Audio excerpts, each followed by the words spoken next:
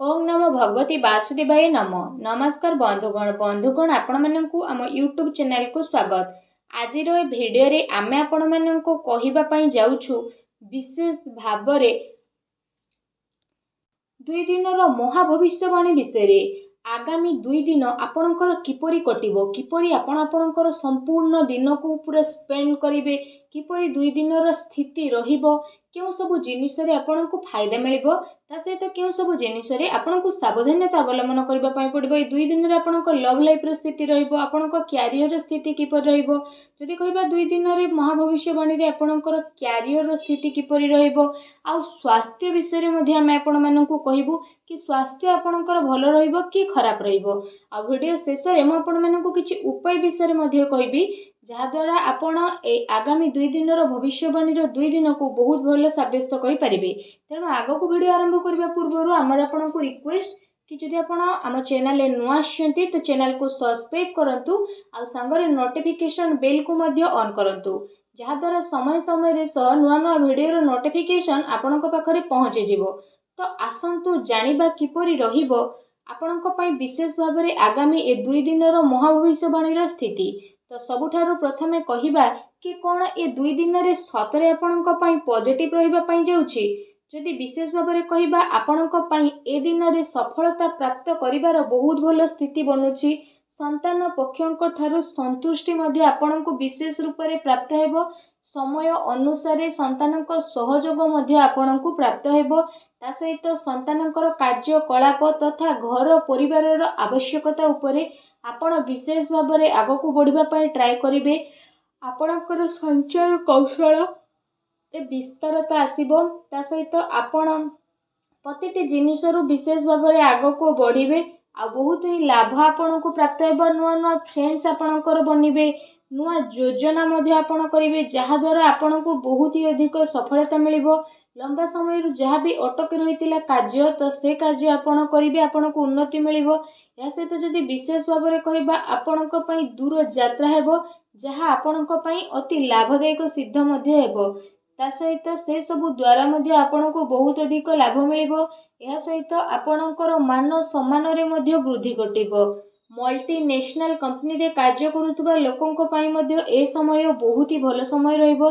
आपणकर अनेक महत्व आकांक्षा विशेष भाबरे पूर्ण हेबार संभावना रही, जहा द्वारा आपणक मन बहुत ही प्रसन्न रहिबो।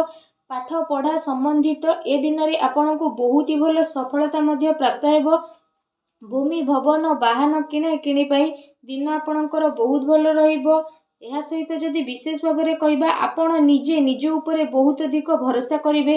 राजनैतिक क्षेत्र रे लाभ आपणको विशेष रूप रे प्राप्त हेबो। ता सहित ए 2 दिन रे जदि हम आपणको कहिबु संतानक प्रति आपणकर व्यवहार काफी भल रहिबो। संतानकर व्यवहार द्वारा आपण काफी संतुष्ट हेबे। विद्यार्थी को तांको परिणाम रे ए दिन रे विशेष रूप रे सफलता प्राप्त हेबो। जो दिन पई आपण परिश्रम करितिले से परिश्रम रे सफलता मिलिबो। ता सहित आपण आपणकर ज्ञान को बढ़ाइबा आ लोकंक द्वारा निजर विचार बांटिबारे आपण समर्थ हेबे। आपण अन्यर जरूरत को ध्यान रे रखिकी सामान्य ठारू अधिक विचारशील मध्ये नजर आसीबे। ता सहित आपणकर इच्छा आपणको सहयोग करिबा पई प्रेरित मध्ये विशेष भाबरे करिवो। मित्र भाई बंधु इत्यादि सह बहुत ही भल संबंध आपणकर रहिबो, जहा द्वारा काम कार्य सहित घर परिवार रे मध्ये जणे आउ जनक प्रति काफी भल संभावना उत्पन्न मध्ये करिवे, जहा द्वारा आपणक मन बहुत ही प्रसन्न रहिबो। आसंतु जानिबा ए दिन रे आपणक पई कोन नेगेटिव रहिबो। कौनसी प्रकार वित्तीय निवेश पई ए दिन आपण भाबी चिंती के आगो को बढ़ंतु। कौनसी क्षेत्र जदि विशेष भाबरे आपणको सुलझा नहीं कि आपण काम करबा पई ट्राई करंतु, एहा आपणक पई काफी भल रहिबो। ता सहित ए दिन रे आपण कौनसी अजणा स्थिति उत्पन्न मध्ये होई पारे, तेणु टिके सावधान रहतु। एहा सहित जदि विशेष भाबरे कहिबा आपणको आपणकर कार्य क्षेत्र रे टिके ध्यान देबार आवश्यकता रहिछि, कारण आपणक विरुद्ध रे ए दिन रे कौनसी षडयंत्र होई पारे, किंबा आपणक विरुद्ध रे किए कौनसी चाल मध्ये चली पारे, जोथि पई आपणको मान हानि रो स्थिति उठेबाकू पड़िबो। आपण आपणकर कार्य पूरा ईमानदारी सह करंतु, କାହାକୁ ବି ପଇସା ଅଯଥାରେ ଦିଅନ୍ତୁ ନାହିଁ, ଯାହାଦ୍ୱାରା ଆପଣଙ୍କୁ ପ୍ରୋବ୍ଲେମ୍ ଫେସ୍ କରିବା ପାଇଁ ପଡ଼ିବ। ଅଫିସ୍ ବା କାର୍ଯ୍ୟାଳୟରେ ଆପଣ ଆପଣଙ୍କର ସହକର୍ମୀଙ୍କ ଉପରେ ଭରସା କରନ୍ତୁ ନାହିଁ। ଯଦି ଆପଣ ଏପରି କରୁଛନ୍ତି ତ ସେସବୁ ଆପଣଙ୍କ ଭରସାର ନାଜାଇଜ ଫାଇଦା ମଧ୍ୟ ଉଠାଇ ପାରନ୍ତି, ଆଉ ଆପଣଙ୍କୁ ଲୁଚି ଛୁପି ନୁକସାନ ମଧ୍ୟ ହୋଇପାରେ, ଯେଉଁ କାରଣ ପାଇଁ ଅଫିସରେ ଆପଣଙ୍କର ଛବିକୁ ନୁକସାନ ଉଠାଇବା ପାଇଁ ମଧ୍ୟ ପଡ଼ିପାରେ। ତେଣୁ ଆପଣ ସାବଧାନ ରୁହନ୍ତୁ। ଆସନ୍ତୁ ଜାଣିବା ଏ ଦିନରେ ଆପଣଙ୍କର ଲଭ୍ ଲାଇଫ୍ କିପରି ରହିବ।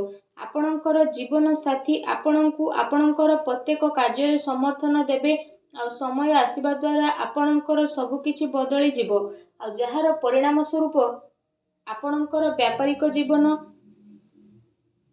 କାଫି ବହୁତ ଭଲ ଆଉ ଶୁଭଦାୟକ ରହିବ। ଜୀବନ ସାଥୀଙ୍କ ସହ ମଧୁର ସମ୍ବନ୍ଧ ହେବାର ବିଶେଷ ରୂପରେ ସମ୍ଭାବନା ବନୁଛି, ତଥା ଆବଶ୍ୟକତା ଅନୁସାରେ ସବୁ ଜାଗାରେ ଜୀବନସାଥୀଙ୍କର ସହଯୋଗ ଆପଣଙ୍କୁ ପ୍ରାପ୍ତ ହେବ।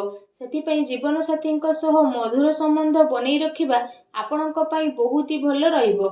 ଏହା ସହିତ ଯଦି କହିବା, ଆପଣଙ୍କୁ ଏ କଥାର ଧ୍ୟାନ ମଧ୍ୟ ରଖିବାର ଅଛି କି ପ୍ରେମ ସମ୍ପର୍କ ଆପଣାପଣ ଏସବୁରେ ଚାଲିକି ଆପଣ ଆଗକୁ ବଢ଼ିବେ। ତା ସହିତ କୌଣସି ସମ୍ପର୍କରେ ବେଶୀ ଜିଦ୍ଦିପଣ ରଖନ୍ତୁ ନାହିଁ। ଭାବି ଚିନ୍ତିକି ଆପଣ କାର୍ଯ୍ୟ କରନ୍ତୁ। ସ୍ଥିତି ଆପଣଙ୍କ ପାଇଁ ବହୁତ ଭଲ ରହିବ। ଏ ଦିନ ଆପଣଙ୍କ ପ୍ରେମ ଜୀବନ ପାଇଁ ବହୁତ ଭଲ ଦିନ ସାବ୍ୟସ୍ତ ହେବ। ଏ ଦିନର ଆପଣଙ୍କୁ ଅବଶ୍ୟ ହିଁ ଲାଭ ଉଠାଇବାର ରହିଛି। ଆସନ୍ତୁ ଜାଣିବେ ଏ ସମୟରେ ଆପଣଙ୍କର ବ୍ୟବସାୟ ଓ କ୍ୟାରିୟର ସ୍ଥିତି କିପରି ରହିବ। ଏ ସମୟ ଯଦି କହିବା ଆପଣଙ୍କ ପାଇଁ ବହୁତ ଶୁଭଫଳଦାୟକ ରହିବ।